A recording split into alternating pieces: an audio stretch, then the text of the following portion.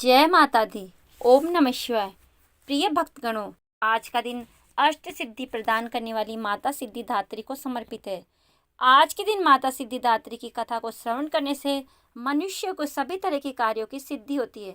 माता उन सभी जातकों को अभय का वरदान देती है। बल बुद्धि विद्या के साथ ही शुभता का भी आशीर्वाद देती है। व्यवसाय तथा कार्य क्षेत्र में सफलता प्राप्त होती है। तो मैं आज सुना रही हूँ चैत्र नवरात्रि में सुनी जाने वाली माता सिद्धिदात्री की बड़ी ही दुर्लभ व पौराणिक कथा। तो आप सभी भक्तगण इन कथाओं को बड़ी श्रद्धा व प्रसन्न चित्त मन से सुनिए। एक समय पर जब सृष्टि में अंधकार छा गया था, तब एक दिव्य शक्ति ने जन्म लिया जो महाशक्ति के अलावा और कोई नहीं थी। देवी शक्ति ने ब्रह्मा, विष्णु और महादेव की त्रिमूर्ति को जन्म दिया और तीनों को संसार के लिए अपने कर्तव्य को निभाने के लिए अपनी भूमिका को समझाने की सलाह दी। उनके कहे अनुसार त्रिदेव एक महासागर के किनारे बैठ गए और कई वर्षों तक तपस्या की। तब माँ देवी ने सिद्धिदात्री के रूप में उन्हें दर्शन दिए और तीनों को अपनी शक्तियों के रूप में पत्नियां दी, ताकि वे लोग उनकी मदद से सृष्टि रचना का कारोबार कर सके। और धीरे धीरे सृष्टि में सब कुछ निर्माण हो रहा था। इस तरह माँ सिद्धिदात्री की कृपा से सृष्टि की रचना, पालन, संहार का कार्य संचालित हुआ। उस समय भगवान शिव ने माता सिद्धिदात्री की कठोर तपस्या करके 8 सिद्धियों को प्राप्त किया था। साथ ही माँ सिद्धिदात्री की कृपा से भगवान शिव का आधा शरीर देवी का हो गया था और वह अर्धनारीश्वर कहलाए। माँ दुर्गा का यह अत्यंत शक्तिशाली स्वरूप है। इस ब्रह्मांड की शक्ति माँ दुर्गा है, जिन्होंने समय समय पर विभिन्न रूप धारण करके प्रकृति और सृष्टि के संरक्षण का कार्यभार संभाला। जब किसी दैत्य के सामने देवता के युद्ध कौशल कम पड़ जाया करते थे, तो स्वयं माँ आदिशक्ति भवानी सिद्धिदात्री अपने पुत्रों का रक्षण किया करती थी। माता सिद्धिदात्री देवी दुर्गा, जो न सिर्फ नारी शक्ति का स्वरूप है, बल्कि भक्तों की आस्था का परम पात्र भी है। एक समय पर महिषासुर नामक एक भयंकर राक्षस ने चारों ओर हाहाकार मचा दिया। जहाँ तहाँ मौत का तांडव नाचता था और उसके गण ऋषियों के यज्ञों में विघ्न उत्पन्न करते थे। महिषासुर को वरदान प्राप्त था कि कोई भी देव, पशु या नर उसका वध नहीं कर सकता, इसलिए स्वयं त्रिदेव भी उसको मारने में असमर्थ थे। निरंकुश दैत्य राज्य महिषासुर ने अपने वरदान को कवच के रूप में उपयोग करते हुए देवलोक में भी अपना आधिपत्य जमा लिया था और देवों को वहां से निकाल फेंका। देवताओं के यज्ञ भाग को भी उसने अपने वश में कर लिया। दैत्य राज से परेशान होकर सभी देवता त्रिदेव के पास गए और उनकी स्तुति करने लगे। सभी देवताओं के मुख पर चिंता का कारण था। त्रिदेव पहले से जानते थे और यह सब हाल जानकर भगवान शिव मुस्कुराए और बोले, हे नारायण, अब समय आ गया है, हम सभी अपने तेज से जग की रक्षिका देवी दुर्गा का आह्वान करें। यह सुनकर स्वयं ब्रह्मदेव और नारायण ने भी हामी भर दी। इसके बाद स्वयं भगवान शिव, भगवान विष्णु और ब्रह्मदेव के शरीर से तेज उत्पन्न हुआ और वह एक जगह आकर मिल गया। इसके बाद वहां जितने भी देवता उपस्थित थे, सभी के शरीर से महातेज उत्पन्न हुआ और सभी त्रिदेव के उस परम तेज में आ मिले। उस दिव्य तेज ने एक सुंदर स्त्री का रूप ले लिया। महादेव के तेज से माता का मुख, नारायण के तेज से 8 भुजाएं, ब्रह्मदेव के तेज से चरण से माता के स्तन, देवराज के तेज से माता की कमर, वरुण के तेज से जंघा और इस तरह अन्य देवताओं के तेज से माता के अन्य अंग उत्पन्न हुए। सभी ने मिलकर माता को श्रेष्ठ अस्त्र शस्त्र दिए। महादेव ने अपने त्रिशूल से, सूर्यनारायण ने अपने चक्र से एक दिव्य चक्र, महादेव ने एक दिव्य कमंडल, देवराज इंद्र ने एक एक दिव्य और शक्तिशाली वज्र, सागर ने सुंदर रत्नों से सजे आभूषण, कभी मैली न होने वाले वस्त्र मुकुट दिए। महादेव के तेज से माता का मुख, नारायण के तेज से 8 भुजाएं, ब्रह्मदेव के तेज से चरण पादुकाएं, यमराज के तेज से मस्तक और केस, चंद्रमा के तेज से माता के स्तन, देवराज के तेज से माता की कमर, वरुण के तेज से जंघा और इसी तरह अन्य देवताओं के तेज से माता के अन्य अंग उत्पन्न हुए। सभी ने मिलकर माता को श्रेष्ठ अस्त्र शस्त्र दिए। महादेव ने अपने त्रिशूल से शूल, नारायण ने अपने चक्र से एक दिव्य चक्र, महादेव ने एक दिव्य कमंडल, देवराज इंद्र ने एक दिव्य और शक्तिशाली वज्र, सागर ने सुंदर रत्नों से सजे आभूषण, कभी मैली न होने वाले वस्त्र और मुकुट दिए। वरुण ने शंख, हिमालय ने माता को सवारी रूप में सिंह और इसी प्रकार देव शिल्पी विश्वकर्मा ने माता को दिव्य अस्त्र और शस्त्र निर्माण करके दिए। माता का यह स्वरूप अत्यंत तेजस्वी और भयंकर था। देवी के विशाल और भव्य स्वरूप को देखकर सभी देवताओं ने करबद्ध होकर उनकी स्तुति की तथा देवी पर पुष्प वर्षा की। माता ने प्रसन्न होकर कहा, हे देवो, कहो मेरा प्रादुर्भाव किस आयोजन से किया है। मैं अत्यंत प्रसन्न हूँ, मुझे बताओ, मैं तुम्हारी समस्या का हल किए देते हूँ। जिसके बाद देवताओं ने सारा हल कह सुनाया। इसके बाद रण क्षेत्र में माता ने विकराल रूप धारण कर लिया। पहले दैत्य राज्य की सेना का विध्वंस किया, बाद में महिषासुर को भी मार दिया। इसी तरह से पूर्व समय में दुर्गम नामक एक महाबली असुर था। उसने भगवान ब्रह्मा की कठोर तपस्या करके अद्भुत वरदान प्राप्त कर लिया था। वरदान के प्रभाव से दुर्गम सुर ने वेदों का अपहरण कर लिया, जिससे सारी धार्मिक क्रियाएं भावनाएं लुप्त हो गई। दुर्गम असुर ने अहंकार के वश होकर संसार को अपमानित और पीड़ित कर रखा था। घोर अकाल पड़ गया, जीव अन्न और जल के लिए झटपटाने लगे। तीनों लोकों में त्राही त्राही मच गई। देवता भी यह सब देखकर डरे हुए थे।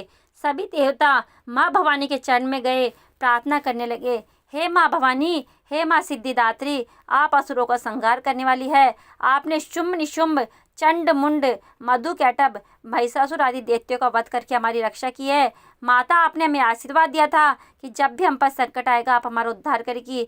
उसी प्रकार से भगवती माँ दुर्गम असुर का वध कर हमारी रक्षा कीजिए। देवताओं की विनती से प्रसन्न होकर माँ भगवती ने जल की अनन्य धाराएं प्रवाहित कर चारों ओर जल ही जल प्रवाहित कर दिया। गायों के लिए घास, अन्य जीवों को अन्य जल से तृप्त किया। समस्त संसार की रक्षा का सुरक्षा चक्र का घेरा बनाकर स्वयं बाहर बैठ गई। दुर्गम असुर ने यह सब देखकर चिंतित होकर देवी माँ पर असुरों की सेना ने आक्रमण कर दिया। तभी सुंदर सलोनी माँ भगवती ने अस्त्र शस्त्र से सुसज्जित होकर विराट रूप धारण करके समस्त असुरों का वध कर त्रिशूल से दुर्गम असुर का वध कर दिया। संसार में धर्म की स्थापना की। दुर्गम असुर का वध करने के कारण माँ भगवती इस संसार में दुर्गा के नाम से विख्यात हुई। माता सिद्धिदात्री कमल पुष्प पर आसीत होती है। हालांकि इनका भी वाहन सिंह है। माँ सिद्धिदात्री 4 भुजाओं वाली है। इनकी दाहिनी ओर की पहली भुजा में गदा और दूसरी भुजा में चक्र है। बाई ओर की भुजा में कमल और शंख है। नव दुर्गा में माँ सिद्धिदात्री अंतिम है। अन्य 8 माताओं की उपासना करते हुए विधि विधान से भक्त नवमी के दिन इनकी उपासना में प्रविष्ट होते हैं। इन सिद्धिदात्री माँ की उपासना पूर्ण करने के बाद भक्तों और साधकों की लौकिक परलौकिक सभी प्रकार की कामनाओं की पूर्ति होती है। एक बार प्रेम से बोलिए, जय माँ सिद्धिदात्री, जय माँ दुर्गा, ओम नमः शिवाय। प्रिय भक्तगणों, अब आइए सुनते हैं माता शीतला की कथा। इनकी कथा को श्रवण के बिना यह कथा अधूरा है। एक बार की बात है, एक राजा के इकलौते पुत्र को चेचक निकली। उन्हीं के राज्य में एक ब्राह्मण के पुत्र को भी शीतला माता निकली। ब्राह्मण का परिवार बहुत ही गरीब था, पर भगवती का उपासक था। वह धार्मिक दृष्टि से जरूरी समझने वाले सभी नियमों को बीमारी के दौरान भली भांति निभाता रहता था। घर में साफ सफाई का भी विशेष ख्याल रखता था। नियम से भगवती की पूजा होती थी। नमक खाने पर पाबंदी थी। सब्जी में ना तो छोंक लगाया जाता था और ना ही कोई वस्तु भुनी तली डाली जाती थी। गर्म वस्तु ना वह स्वयं खाता, ना शीतला वाले लड़के को देता। ऐसा करने से उसका पुत्र शीघ्र ही ठीक हो गया। उधर जब राजा के लड़के को शीतला का कोप हुआ, उसने भवानी के मंडप में सतचंडी का पाठ शुरू करवा रखा था। रोज हवन में बलिदान होते थे। राजपुरोहित भी सदा भगवती के पूजन में निमग्न रहते थे। राजमहल में रोज कढ़ाई चढ़ती, विभिन्न प्रकार के गर्म स्वादिष्ट भोजन बनते। सब्जी के साथ कई प्रकार के मांस भी पकते थे। इसका परिणाम यह होता कि उस लजीज भोजन की गंध से राजकुमार का मन चंचल उठा। वह भोजन के लिए जिद करता। एक तो राजपुत्र और दूसरे इकलौता, इसके कारण उसकी अनुचित जिद भी पूरी कर दी जाती थी। उसके कहे अनुसार उसे तरह तरह के पकवान खाने को दिए जाते, उसकी जिद पूरी की जाती। इस तरह शीतला माता का कोप घटने के बजाय बढ़ने लगा। शीतला के साथ साथ उसे बड़े बड़े फोड़े भी निकलने लगे, जिसमें खुजली व जलन अत्यधिक होती थी। शीतला माता की शांति के लिए राजा जितना भी उपाय करता, शीतला का प्रकोप उतना ही बढ़ता जाता। क्योंकि अज्ञानतावश राजा के यहाँ सभी कार्य उल्टे हो रहे थे, इससे राजा अधिक और परेशान उठा। उसके समझ में नहीं आ रहा था कि इतना सब होने के बाद भी शीतला का प्रकोप शांत क्यों नहीं हो रहा। एक दिन राजा के गुप्तचरों ने बताया कि ब्राह्मण के पुत्र को भी शीतला निकली थी, पर वह तो बिल्कुल ठीक हो गया। यह जानकर राजा सोच में पड़ गया कि मैं शीतला की इतनी सेवा करता हूँ, पूजा अनुष्ठान में कोई कमी नहीं थी, पर मेरा पुत्र अत्यधिक रोगी क्यों हो रहा है, जबकि उस गरीब ब्राह्मण का पुत्र बिना सेवा पूजा के ठीक हो गया। यही सोचते सोचते उसे रात्रि में नींद आ गई। नींद में उसे श्वेत वस्त्र धारिणी भगवती ने उसे स्वप्न में दर्शन देकर कहा, हे राजन, मैं तुम्हारी सेवा अर्चना से अत्यंत प्रसन्न हूँ, इसलिए आज भी तुम्हारा पुत्र जीवित है। इसके ठीक न होने का कारण यह तुमने शीतला के समय नियम पालन करने का उल्लंघन किया है। तुम्हें ऐसी हालत में नमक का प्रयोग बंद करना चाहिए। नमक से रोगों के फोड़ों में खुजली होती है। घर की सब्जियों में छोंक नहीं लगाना चाहिए, क्योंकि इसकी गंध से रोगी का मन उन वस्तुओं को खाने के लिए लालायित होता है, ललचाता है। रोगी का किसी के आसपास जाना मना है, क्योंकि ये रोग को औरों को भी होने का भय रहता है। अतः तुम सफाई करके नियमों का पालन करो, तेरा पुत्र अवश्य ही ठीक हो जाएगा। विधि समझाकर देवी माँ अंतर्ध्यान हो गई। प्रातः से ही राजा ने देवी की आज्ञा अनुसार सभी कार्यों की व्यवस्था कर दी। इससे राजकुमार की सेहत पर अनुकूल प्रभाव पड़ा और वह शीघ्र ही ठीक हो गया। इसी दिन भगवान कृष्ण और माता देवकी का विधिवत पूजन करके मध्यकाल में भोजन का भोज लगाना चाहिए। ऐसा करने से पुण्य ही नहीं मिलता, बल्कि समस्त दुखों का भी निवारण होता है। एक बार प्रेम से बोलिए जय माँ शीतला, ओम नमः शिवाय। प्रिय भक्तगणों, अब आइए सुनते हैं शीतला माता की दूसरी कथा। एक गांव में ब्राह्मण दंपति रहते थे। दंपति के 2 बेटे और 2 बहुएं थे। दोनों बहुओं को लंबे समय के बाद पुत्र रत्न की प्राप्ति हुई। इसी में नवरात्रि का व्रत आता है। इसी में शीतला सप्तमी तथा अष्टमी का पर्व भी मनाया जाता है। घर में पर्व के अनुसार ठंडा भोजन तैयार किया गया। दोनों बहुओं के मन में विचार आया कि यदि हम ठंडा भोजन कर लेंगे तो बीमार हो जाएंगे, और बेटे भी छोटे हैं। इसको विचार के कारण दोनों बहुओं ने पशुओं के दाने तैयार करने के बर्तन में चोरी चुपके से 2 बाटी तैयार कर ली। सास बहू शीतला की पूजा करके आई, शीतला माता की कथा सुनी। बाद में सास तो शीतला माता के भजन करने के लिए बैठ गई। दोनों बहुएं बच्चे के रोने का बहाना बनाकर घर आई, और वह दोनों बहुओं ने गरम गरम बाटी निकालकर उसका चूरमा तैयार किया और पेट भरकर खा लिया। सास ने घर आने पर बहुओं से भोजन करने के लिए कहा। अब देखिए, बहुओं ने ठंडा भोजन करने का दिखावा करके घर के काम में लग गई। सास ने कहा, बच्चे कब के सोए हैं, उन्हें जगा कर भोजन करा दो। बहुएं जैसे ही अपने अपने बेटे को जगाने गई तो उन्होंने उन्हें मृत पाया। ऐसा बहुओं के करतूतों के फलस्वरूप शीतला माता के प्रकोप से हुआ था। बहुएं विवश हो गई। सास ने सारी घटना जानी तो बहुओं से झगड़ने लगी। सास बोली कि तुम दोनों ने अपने बेटों की परवाह न करके शीतला माता की अवहेलना की है, इसलिए मेरे घर से निकल जाओ और बेटा को जिंदा स्वस्थ लेकर घर में पैर रखना। अपने मृत बेटों को कटोरे में सुलाकर दोनों बहुएं घर से निकल पड़ी। जाते जाते रास्ते में एक नीम का वृक्ष पड़ा। उसी नीम के पेड़ के नीचे शीतला माता बूढ़ी औरत का रूप बदलकर बैठी हुई थी। उस बूढ़ी महिला के बालों में ढेर सारे जुए थे। बहू ने थकान का अनुभव भी किया था। नीम के पेड़ के छांव में आकर बैठ गई। उन दोनों से बूढ़ी महिला ने अपने बाल से जुए निकालने को कहा, और वे दोनों बहुएं उस बूढ़ी महिला के बाल से सारे जुए निकाल देती है। जुओं का नाश होते ही शीतला माता ने अपने मस्तक में शीतलता का अनुभव किया और कहा, तुम दोनों ने हमारे मस्तक को शीतल किया है, वैसे ही तुम्हें पेट की शांति मिले। दोनों बहुएं एक साथ बोली कि पेट का दिया हुआ ही लेकर हम मारी मारी भटक रही है, परंतु शीतला माता के दर्शन नहीं हुए। शीतला माता ने कहा, तुम दोनों पापिनी हो, दुष्ट हो, दुराचारी हो, तुम्हारा तो मुंह देखने ही योग्य नहीं है। शीतला सप्तमी और अष्टमी के दिन व्रत रखने के दौरान ठंडा भोजन करने के बदले गर्म भोजन कर लिया।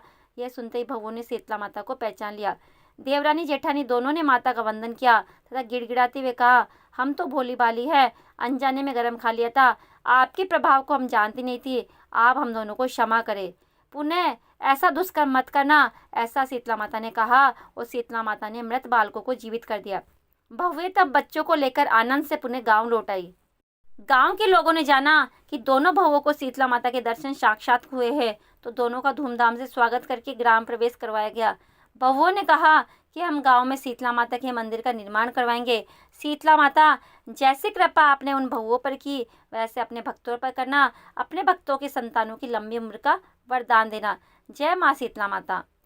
एक और कथा सुनिए।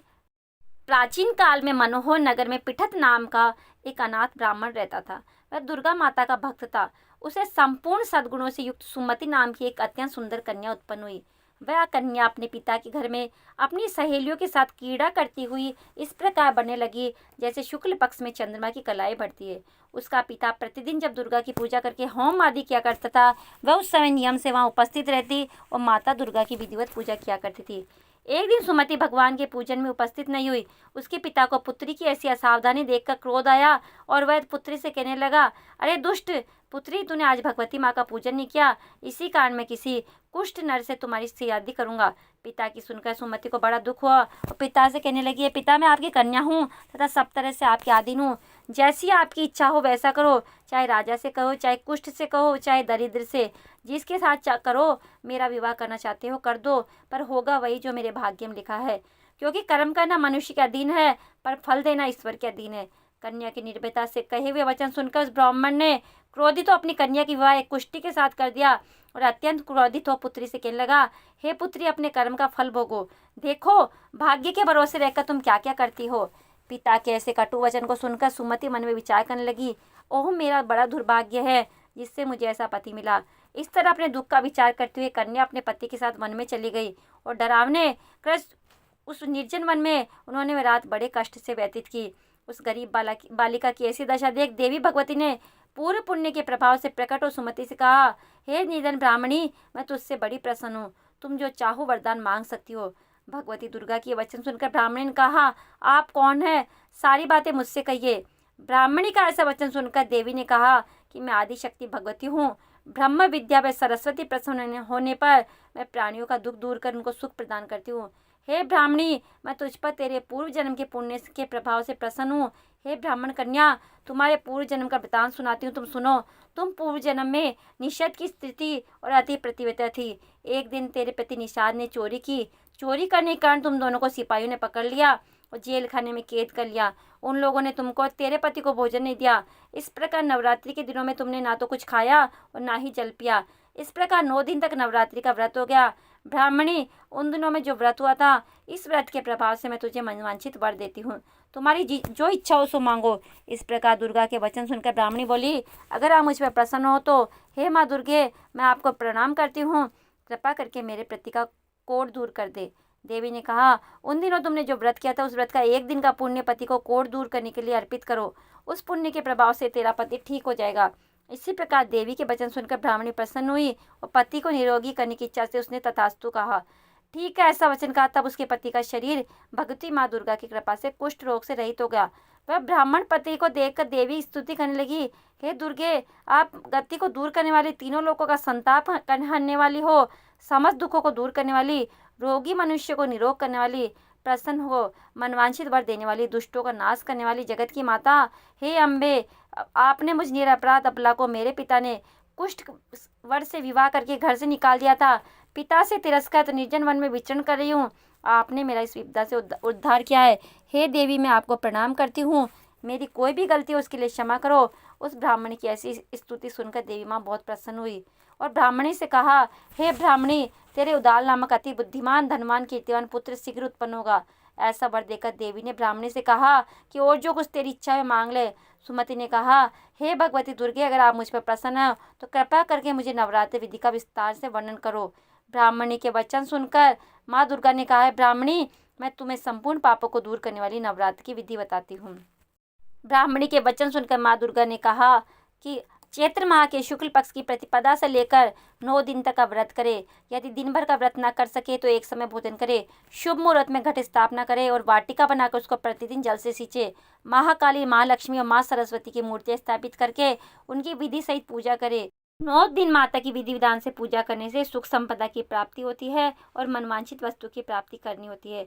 नवरात्रि का व्रत करने वाला मनुष्य इसी विधि विधान से अगर व्रत को करता है तो उसके सभी मनोरथ पूर्ण होते हैं और उसमें तनिक भी संदेह नहीं है। इस 9 दिनों में जो भी कुछ दान दिया जाता है उसका करोड़ों गुना फल मिलता है।